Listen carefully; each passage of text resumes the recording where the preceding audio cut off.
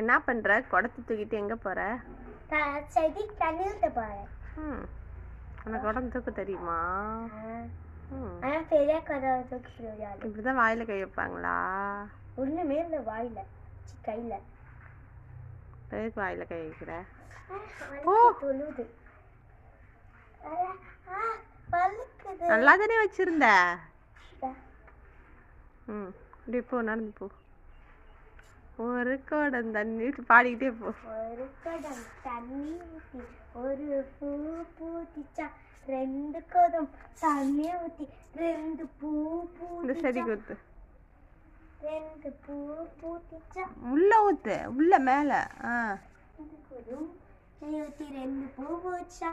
3 குடம் தண்ணி ஊத்தி 3 பூ பூத்திச்சா. 4 குடம் தண்ணி ஊத்தி